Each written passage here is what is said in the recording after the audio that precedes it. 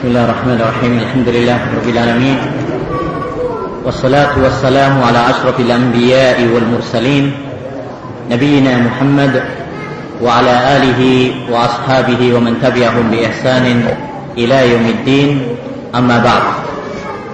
Ayyuhal ikhwah wa ayyatuhal akhwat,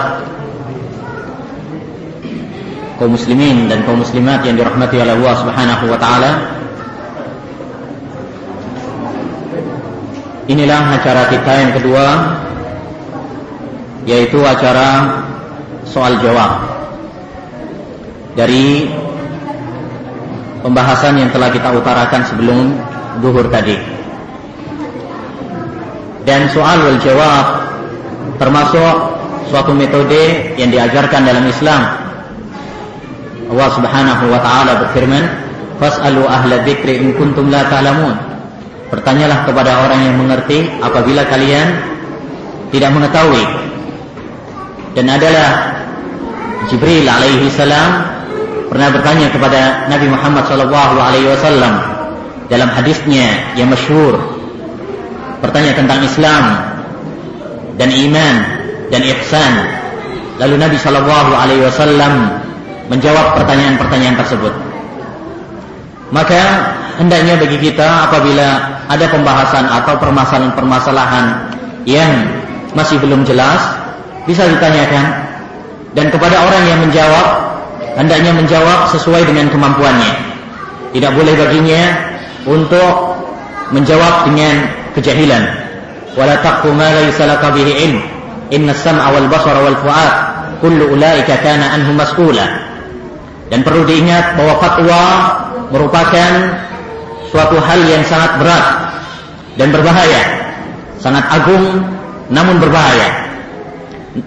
Sangat agung karena itu adalah kedudukan para nabi dan para penerusnya, dan membawa manfaat bagi hamba-hamba Allah Subhanahu wa taala. Namun berbahaya apabila fatwa tanpa ilmu dan fatwa tanpa hikmah dalam dakwah ila Allah Jalla wa Ala. Oleh karenanya bagi seorang dai ila Allah dan seorang yang berfatwa untuk mengedepankan takutnya kepada Allah Subhanahu wa taala. Dahulu seorang ulama mengatakan, "Yanbaghi lil alimi an yad'a at-turaba ala wajhihi tawadhu'an lillah."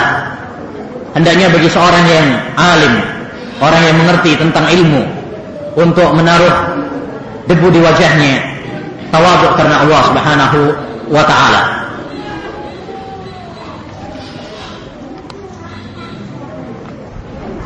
Baik, ada pertanyaan di sini, bagaimana sikap kita menyikapi pemahaman titik-titik yang merebak di belimbing? Semua pemahaman yang menyimpang dari sunnah Nabi sallallahu alaihi wasallam, maka kita menyikapinya dengan hikmah, dengan ilmu. Oleh karenanya Al-Imam Ibnul Qayyim rahimahullahu ta'ala mengatakan bahwa jihad itu ada dua macam. Yang pertama adalah jihad dengan pedang, yaitu melawan orang-orang kafir, orang-orang kufar yang membantai kaum muslimin. Dan yang kedua adalah jihad dengan ilmu dan hujjah, yaitu perang melawan orang-orang munafik dan orang-orang penyesat umat dan orang-orang yang menyebarkan pemikiran-pemikiran yang menyimpang. Oleh karenanya apa yang dikatakan oleh penanya, merebaknya pemikiran-pemikiran takfir, mengkafirkan kaum muslimin, mengkafirkan para pemerintah dan sebagainya yang disebarkan oleh salah seorang dai mereka, ini harus kita sikapi dengan ilmu. Harus kita sikapi dengan ilmu dan hujjah yang mengharuskan kepada kita untuk semangat dalam menuntut ilmu. Dahulu Syekhul Islam Ibnu Taimiyah rahimahullahu taala mengatakan, adanya para penentang dakwah, adanya para penebar kesesatan dan kebatilan, itu merupakan sunnatullah Jalla wa Ala. dan itu merupakan bukti bahwa Allah Subhanahu wa taala akan memenangkan kebenaran. Jadi adanya ahli batil, adanya orang-orang yang mengajak kepada kesyirikan, kebid'ahan dan pemikiran-pemikiran yang menyimpang, itu pertanda bahwa Allah Subhanahu wa taala akan membangkitkan para penolong agama Allah Subhanahu wa taala untuk melawan kebatilan dan melawan kesesatan dengan ilmu dan hujjah. Dan apa yang dikatakan oleh penanya tentang adanya pemikiran takfir, ya, yaitu pemahaman Khawarij, baik di mana tadi? Belimbing, atau di Indonesia secara umum, atau lebih luas lagi adalah di seluruh dunia. Ini adalah pemahaman yang menyimpang. Ya, Rasulullah sallallahu alaihi wasallam bersabda, "Man qala li akhihi ya kafir wa laysa fi raja'a ilaih." Barang siapa yang mengatakan kepada saudaranya, "Wahai kafir," padahal dia tidak kafir, maka akan kembali kepadanya. Jadi vonis takfir, vonis mengkafirkan tidak sembarangan. Di sana ada patokan-patokannya. Di sana ada persyaratan-persyaratannya yang perlu kita ilmui. Ya, misalkan di antara syarat mengkafirkan yaitu orang yang kita kafirkan adalah orang yang mengerti. Adapun orang yang bodoh, orang yang lupa, orang yang terpaksa, maka tidak bisa kita kafirkan. Tidak semua orang yang melakukan kekufuran atau mengucapkan ucapan kufur berarti label kafir melekat pada dirinya. Tidak. Karena bisa jadi orang mengucapkan ucapan kufur atau melakukan kekufuran tetapi dia bodoh atau lupa atau terpaksa. Nabi SAW pernah menceritakan bahwa ada seorang yang melakukan suatu perjalanan dan perbekalannya ditaruhnya di untanya. Kemudian dia istirahat. Kemudian hilang. Untanya hilang. Akhirnya kemudian dia udah nyari sana nyari sini, nggak dapat istirahat lagi. Setelah bangun dari istirahatnya, ternyata untanya kembali. Masya Allah. Alangkah senangnya dia. Saking senangnya dia mengatakan, ya Allah, anta abdi wa ana rabbuk. Ya Allah, kamu adalah hambaku, saya adalah Rabbmu. Saking senangnya, terbalik ngomongnya. Ya Allah, kamu adalah hambaku, kamu adalah hambaku dan saya adalah Rabbmu. Bukankah ini ucapan kafir? Mengatakan Allah adalah hambaku, kafir. Tetapi karena orang tersebut mengucapkannya karena kegembiraan sehingga luput darinya, maka tidak kafir. Contoh yang lain, misalkan ini menunjukkan bahwasanya orang yang lupa atau luput berbicara melakukan kekufuran tidak dihukumi kafir. Demikian juga kalau dia terpaksa. Bukankah Ammar bin Yasir dulu mengucapkan ucapan yang kufur? Lalu Allah Subhanahu wa taala mengangkat kekafiran darinya, yakni tidak kafir, illa man ukriha wa qalbuhu mutmainnun bil iman, kecuali orang-orang yang dipaksa dan hatinya tenang dengan keimanan. Dan juga Rasulullah SAW menceritakan kepada kita semuanya dalam Sahih Bukhari dan Sahih Muslim bahwa ada seorang yang mengatakan kepada anak-anaknya, apabila saya nanti mati, maka bakarlah saya. Kemudian taruhlah abunya ke laut.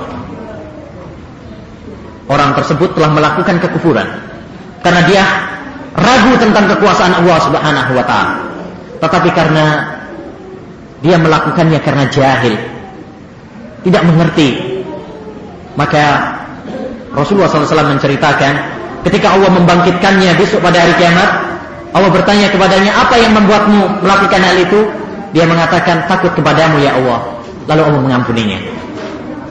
Jadi ya ikhwan wa ya akhwat rahimani wa rahimakumullah, pemikiran takfir, pemikiran mengkafirkan kaum muslimin tanpa dalil dan sebagainya, ini harus kita jihad, kita lawan dengan ilmu dan dengan hujjah, dengan dalil, ya, bukan dengan serampangan, bukan dengan hujatan atau cacian dan makian, tidak, tetapi perlu kita lawan dengan ilmu dan hujjah dan dalil. Wallahu a'lam. Cukup.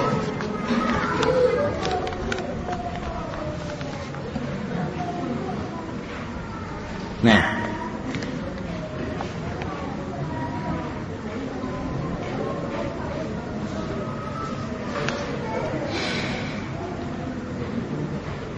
bagaimana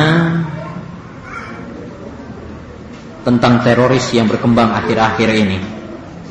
Apakah itu benar atau tidak? Pembahasan tentang teroris dan seluk-beluknya cukup panjang. Saya telah menulis sebuah kitab yang insya Allah mudah-mudahan Allah Subhanahu Wa Taala akan menerbitkannya beberapa bulan ke depan dengan judul Pengeboman Teroris ataukah Jihad. Dalam buku tersebut kita jelaskan apa itu teroris dan apa bentuk-bentuknya, dan apakah pengeboman termasuk teroris ataukah tidak, ataukah jihad fisabilillah dan sebagainya. Pembicaraan tentang teroris cukup panjang, tetapi secara global teroris adalah suatu bentuk menakut-nakuti, ya. Dan gambarannya bisa dengan pengeboman, bisa dengan penculikan, bisa dengan pembajakan pesawat. Pokoknya setiap hal yang menakut-nakuti masyarakat secara umum, maka itu adalah disebut teroris. Rasulullah sallallahu alaihi wasallam pernah mengatakan dalam hadisnya, la yahillu li muslimin an yurawwi'a akhahu. Tidak halal bagi seorang muslim untuk menakut-nakuti saudaranya, ya, yang hal itu dapat menggoyang keamanan mereka, yang dapat menghantui ketentraman mereka, ya. Maka ini semuanya adalah diharamkan dalam Islam. Oleh karenanya Islam sangat keras menghukumi para pelaku terorisme, ya. Lihatlah Islam tatkala menghukumi para pengacau agama dan pengacau dunia, orang-orang yang membuat kerusakan di dalam Islam, orang-orang yang membuat kerusakan di muka bumi. Balasan mereka adalah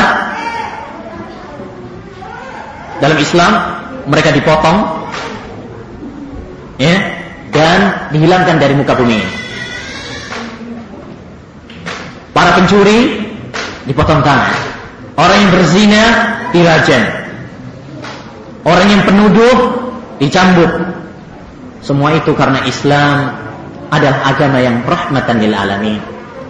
Agama yang kasih sayang kepada umat Islam, dan agama yang menekankan kepada keamanan, ya, keamanan suatu negeri. Oleh karenanya ayyuhal ikhwah rahimani wa rahimakumullah, menyikapi tentang terorisme, apakah itu benar atau tidak? Jelas Islam mengingkari aksi-aksi terorisme.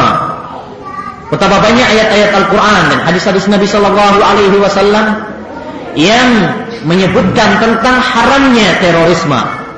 Cukuplah bagi kita hadis yang saya sampaikan tadi, la ya'illu li muslimin an yurawwi'a akha. Tidak halal bagi seorang muslim untuk menakut-nakuti. Kalau menakut-nakuti aja nggak boleh, apalagi pengeboman, apalagi penculikan, apalagi pembajakan pesawat, atau penculikan tokoh-tokoh negara dan sebagainya. Tentu ini adalah sebuah terorisme. Oleh karenanya, menyikapi terorisme, manusia dalam menyikapi terorisme terbagi menjadi tiga. Ada sebagian orang yang fobi terhadap terorisme. Mereka mengelak adanya terorisme di tubuh umat, sehingga mereka mengatakan bahwa terorisme itu adalah buatan orang-orang kafir. Itu hanya omong kosong, itu hanya impian. Ini keliru. Terorisme harus kita akui memang ada. Dalam tubuh Islam sendiri memang ada. Sebagian kaum muslimin yang terjerembab di dalam kegelapan memang ada. Ya, tidak bisa kita pungkiri. Yang kedua, ada orang yang sembrono di dalam terorisme, sehingga menuduh dan melemparkan tuduhan, dan melemparkan tuduhan terorisme kepada setiap orang yang nampaknya mungkin sama padahal tidak sama, sehingga mereka serampangan di dalam menuduh terorisme. Setiap orang yang mungkin pakai gamis atau pakai peci atau yang berjenggot akhirnya dihukumi terorisme, seperti orang-orang kafir dan ante-antenya. Ini adalah serampangan, ini adalah tuduhan yang tidak benar.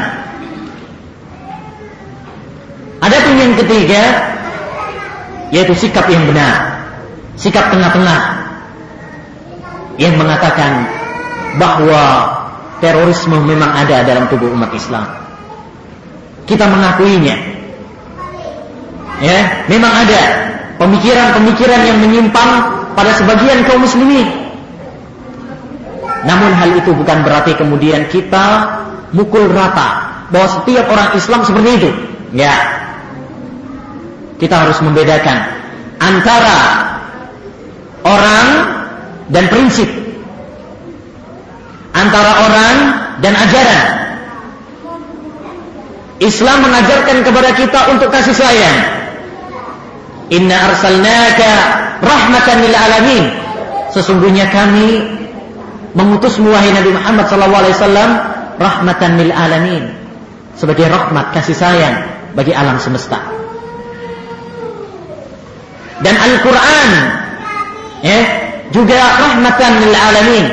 Allah Subhanahu wa taala berfirman, Taha ma anzalna alaikal Qur'ana litashqa. Taha, tidaklah kami menurunkan Al-Quran ini agar kamu sengsara. Tidak. Imam Qatadah mengatakan sebagaimana dinukil oleh Imam As-Suyuti dalam Ad-Durrul Mansur, wahai Rabbku, kamu tidak menurunkan Al-Quran ini sebagai kesengsaraan bagi hambamu, tetapi Al-Quran adalah rahmat. Dan di antara nama-nama Allah Subhanahu wa taala adalah Ar-Rahman dan Ar-Rahim, Maha Penyayang dan Maha Pengasih. Dan termasuk salah satu nama Nabi Muhammad SAW adalah Nabiyur Rahmah, Nabi kasih sayang. Dan sifat para nabi, sifat para sahabat Nabi SAW, ruhama bainahum. Dan Nabi SAW mengajarkan kepada kita untuk kasih sayang. Irhamu man fil ard yarhamkum man fis sama. Sayangilah yang di atas bumi, niscaya yang di atas langit menyayangi kalian. Jadi Islam mengajarkan kepada kita untuk kasih sayang, bukan kekerasan, bukan terorisme. Ini ajarannya. Adanya segelintir kaum muslimin yang tersesat atau menyimpang, bukan berarti kemudian kita katakan demikian ajaran Islam. Enggak benar. Atau seperti itulah sifatnya kaum muslimin semuanya. Itu enggak benar. Kalau misalkan ada saudara kita di antara kaum muslimin yang mencuri, bukan berarti Islam membolehkan pencurian. Kalau di antara kaum muslimin ada yang berzina, bukan berarti itu ajaran Islam. Yang salah adalah apa? Orangnya. Gambarannya untuk sebagai jelas, kalau misalkan ada suatu barisan, ternyata dalam barisan tersebut ada orang yang bengkok, entah ke depan atau ke belakang. Apa yang kita katakan? Apakah kita akan mengatakan bahwa semuanya itu salah? Karena yang bengkok cuma satu, yang bengkok satu kemudian kita salahkan semuanya? Tidak. Tapi yang kita katakan, wahai fulan yang bengkok, luruskan. Dialah yang keliru, bukan semuanya. Oleh karenanya kewajiban kita, ayyuhal ikhwah rahimani wa rahimakumullah, dalam setiap permasalahan, bukan hanya sekedar menyalahkan, tetapi yang terpenting daripada itu, bagaimana kita mengeluarkan seseorang dari kesalahan menuju kepada kebenaran. Seorang ulama pernah mengatakan, laisal faqihu man qala haramun haram, walakinnal faqiha man hawala an yuhrijal harama ilal halal. Seorang faqih bukanlah orang yang cuma bisa mengatakan ini haram, haram, haram, haram. Tetapi seorang yang faqih, seorang yang pintar adalah seorang yang berusaha untuk mengeluarkan seorang dari yang haram menuju yang halal. Ya, bagaimana kita berusaha? Ada saudara kita yang tersesat, mari kita berusaha untuk mengajaknya kepada jalan yang benar. Bukan hanya mengatakan si fulan sesat, si fulan salah, si fulan menyimpang. Naam. Ya, kita perlu untuk memperingatkan manusia dari penyimpangan dan kesesatan. Tapi kita juga harus berusaha untuk bagaimana saudara-saudara kita yang menyimpang bisa kembali kepada jalan yang benar. Ya, karena hal itu menunjukkan keikhlasan kita dalam dakwah ilallahi jalla wa ala. Dan masalah terorisme panjang, mungkin butuh daurah lagi. Nah,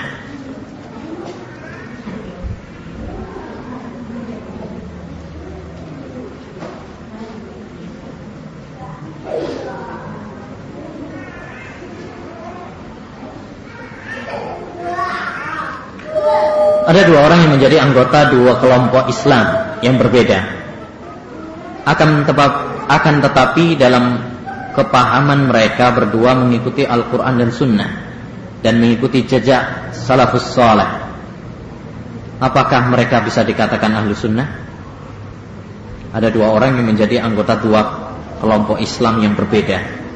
Akan tetapi dalam pemahaman mereka berdua mengikuti Al-Quran dan Sunnah dan mengikuti jejak salafus salih. Apakah mereka bisa dikatakan ahlu sunnah? Kita tidak tahu maksud pertanyaan ini. Ada apa di balik itu? Ya, tetapi patokannya seperti tadi saya katakan, bahwa ahlu sunnah wal jamaah bukan milik suatu kelompok, bukan milik suatu partai atau organisasi atau yang lainnya. Tidak. Islam itu atau ahlu sunnah wal jamaah itu bagi semua yang mengikuti Al-Quran dan mengikuti hadis Nabi Sallallahu Alaihi Wasallam dengan pemahaman salafus salih. Apapun namanya, ya, apapun namanya. Kalau memang dia mengikuti Al-Quran, hadis Nabi Sallallahu Alaihi Wasallam dan salafus salih dan mengikuti pemahaman para sahabat Nabi Sallallahu Alaihi Wasallam, maka dialah ahlu sunnah wal jamaah. Ya. Dialah ahlu sunnah wal jamaah. Hanya saja, ayyuhal ikhwah rahimani wa rahimakumullah, sebagaimana yang dikatakan oleh seorang penyair, kullun yadda'i waslan bi Laila wa Laila la tukirru lahum bidzaka. Ya, semua orang bisa saja mengaku punya hubungan sama Laila, tapi Laila tidak mengakuinya. Setiap orang mengaku pacarnya Laila, tapi Laila enggak mengakuinya. Demikian juga betapa banyak orang mengaku kami adalah ahlu sunnah, kami mengikuti Al-Quran, kami mengikuti sunnah Nabi Sallallahu Alaihi Wasallam, tetapi ternyata pada prakteknya tidak demikian. Oleh karenanya yang terpenting adalah praktek, bukan hanya gembar-gembornya atau pengakuannya. Yang terpenting adalah bagaimana praktek dia dalam beragama, dalam beribadah, dalam berakidah. Itu yang terpenting. Oleh karenanya diceritakan oleh Al-Hafidz Ibnu Hajar dalam kitabnya Ad-Durarul Kaminah bahwa pernah suatu saat, ya, Al-Imam Ibnul Qayyim, bukan Imam Ibnul Qayyim muridnya Ibnu Taimiyah, bukan, tapi Imam Ibnul Qayyim yang lain, pernah mengatakan tentang Al-Hafidz Ibnu Katsir. Tatkala orang-orang menuduh bahwa Al-Imam Ibnu Katsir adalah seorang yang bermadzhab Asy'ari, akidahnya adalah Asy'ariyah, maka Imam Ibnul Qayyim berkomentar, ya, seandainya badanmu dari ujung rambutmu sampai ujung kakimu berupa rambut, saya tidak akan mengatakan kamu adalah seorang yang Asy'ari. Kenapa? Karena dia tahu bahwa Imam Ibnu Katsir rahimahullah ta'ala adalah seorang yang ahlu sunnah.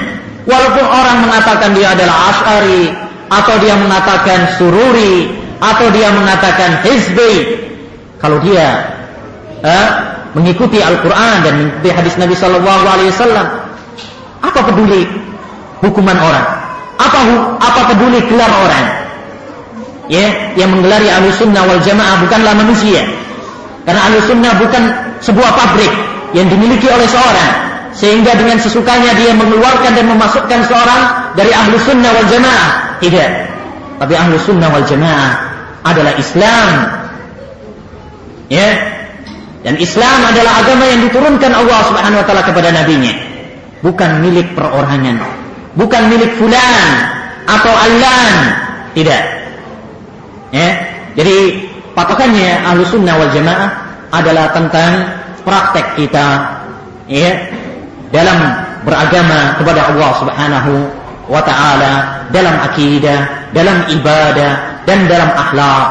Dan perlu kami ingatkan di sini bahwa Ahlus Sunnah wal Jamaah adalah agama yang sempurna. Jangan mengambil sepotong meninggalkan potongan yang lain. Ya ayyuhalladzina amanu dukhulu fis silmi kafah. Wahai orang-orang yang beriman, masuklah kepada agama Islam ini kafah, keseluruhan. Sebagian orang mengambil sepotong-sepotong. Dalam akidah, ya, tapi dalam yang lainnya tidak. Ini keliru. Ya, ambillah agama Islam ini secara sempurna. Nah, kelas sudah? Ya. Hah?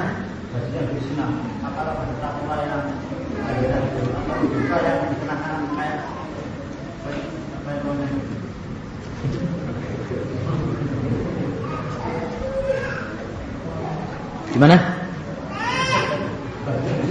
Ah. Ya.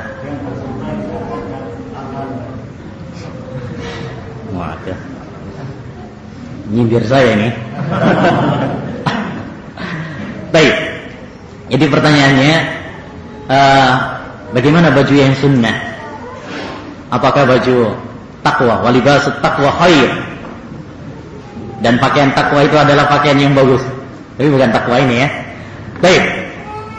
Apakah yang lebih mendekati sunnah Nabi Sallallahu Alaihi Wasallam adalah pakaian takwa atau yang lain, koko ya bahasa kita, ataukah pakaian ya gamis atau jubah? Masalah ini ayolah ikhwah rahimani wa rahimakumullah, termasuk masalah yang sunnah jibliyah. Dalam sebuah hadis disebutkan dari Ummu Salamah bahwa kana Nabi sallallahu alaihi wasallam yuhibbul qamis.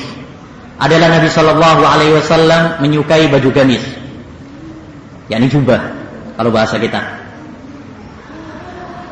Namun para ulama berbeda pendapat apakah kecintaan Nabi sallallahu alaihi wasallam terhadap gamis tersebut adalah sunnah yang perlu kita ikuti, ya, seperti dalam masalah ibadah-ibadah yang lain, ataukah ini adalah masalah adat, ya, yang disebut oleh para ulama dengan sunnah jibliyah, seperti halnya Nabi Sallallahu Alaihi Wasallam senang sama terong, misalkan, atau adalah Rasulullah Sallallahu Alaihi Wasallam pernah kencing di suatu tempat, apakah berarti kemudian kita disunnahkan untuk kencing di tempat tersebut? Ya, atau seperti Rasulullah Sallallahu Alaihi Wasallam memiliki rambut yang panjang, apakah berarti itu adalah sesuatu yang kita dianjurkan untuk mencontoh kepadanya? Ini adalah diperselisihkan para ulama, apakah itu termasuk sunnah ta'abbudiyah atau sunnah yang kita diperintahkan untuk mengikutinya, ataukah itu termasuk sunnah jibliyah yang itu hanya berkaitan adat saja. Sebagian para ulama mengatakan itu adalah sunnah ta'abbudiyah, ya, sunnah ta'abbudiyah yang kita dianjurkan untuk mengikuti Nabi Sallallahu Alaihi Wasallam. Dan sebagian ulama mengatakan itu adalah sunnah jibliyah yang kita tidak diperintahkan oleh Nabi Shallallahu Alaihi Wasallam, yang tidak diperintahkan untuk mengikutinya. Ala kulli hal, bagaimanapun juga masalah ini adalah masalah yang diperselisihkan oleh para ulama. Namun kebanyakan para ulama mengatakan bahwa masalah pakaian bagi kaum laki-laki hendaknya mengikuti pakaian masyarakat setempat. Ya, sebagaimana kata Imam Ibnu Aqil tadi, la yanbaghi mukhalafatu adatin nas illa fil haram. Ya, tidak sepantasnya menyelisihi adat masyarakat kecuali dalam hal yang haram. Dan itu yang dipilih oleh Syekh Muhammad bin Shalih Al-Utsaimin rahimahullahu taala dalam kitabnya Syarh al-Usul min Ilmi al-Usul, dan Syekh Bakr Abu Zaid rahimahullahu taala dan para ulama-ulama yang lainnya. Mereka menganjurkan bahwa hendaknya bagi masing-masing untuk mengikuti pakaian masyarakatnya. Pakaian masyarakatnya, karena ini adalah masalah dunia, sunnah jibliyah. Sekalipun demikian, tetap saya mengatakan bahwa kalau di suatu tempat, di suatu tempat yang memang kita apabila pakai jubah atau pakai gamis, tidak dianggap sebagai orang yang aneh, sudah menjadi suatu hal yang adat biasa, misalkan di kalangan para ikhwan atau di pesantren dan sebagainya, sehingga kalau misalkan mereka pakai jubah atau pakai gamis bukan dianggap suatu hal yang gharib, orang yang aneh, maka ini apa? Tidak menjadi masalah. Yang menjadi masalah adalah kalau di suatu tempat yang masyarakatnya akan itu menganggap itu suatu hal yang aneh, ini kita khawatirkan termasuk pakaian yang syuhrah, yaitu pakaian yang menjadikan manusia melirik kepadanya, perhatian kepadanya. Adapun apabila di suatu tempat yang sudah terbiasa seperti di pesantren atau ma'had atau majelis-majelis taklim yang memang sebagian ikhwan sudah menganggap suatu hal yang wajar, maka ini tidak mengapa. Jadi kita tidak bisa mengingkari karena masalah ini adalah masalah khilafiyah. Hanya saja tetap saya menganjurkan kepada para ikhwan yang hidup bergaul dengan masyarakat, dengan masyarakat campur dengan masyarakat biasa, untuk mengikuti pakaian-pakaian mereka. Karena kaidahnya seperti tadi, selama hal itu adalah bukan sesuatu yang haram, hendaknya kita mengikuti masyarakat kita, sekalipun kita tidak melarangnya atau mengharamkannya. Bahkan kalau seandainya dia melakukannya karena cintanya kepada Nabi Shallallahu Alaihi Wasallam, bisa jadi dia diberi pahala karena cintanya kepada Nabi Muhammad Shallallahu Alaihi Wasallam. Demikian ayolah ikhwah rahimani wa rahimakumullah yang dapat kita sampaikan. Kurang lebihnya saya mohon maaf, dan apabila ada hal-hal yang keliru dan kurang, saya istighfar kepada Allah Subhanahu wa taala dan menghimbau kritikan dan teguran dari antum semuanya. Kita akhiri majelis ilmi ini dengan doa kafaratul majlis. Subhanakallahumma bihamdik, asyhadu an la ilaha illa anta, astaghfiruka wa atubu ilaik. Assalamualaikum warahmatullahi wabarakatuh.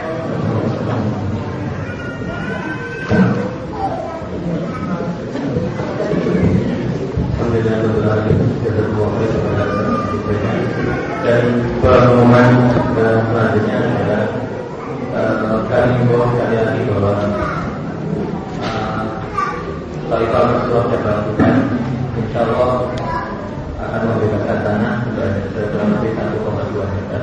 Dan di antara 1,2 hektar itu ada sebagian untuk makan dan masjid, kemudian sebagainya nanti akan dipakai. Jadi kalau ada ikhwan yang punya kepentingan yang ada ini, nanti niat awalnya adalah pembuatan tapi insya Allah akan digunakan untuk pembuatan ada nanti terserah Tuhan mau meminta apa yang kami lakukan.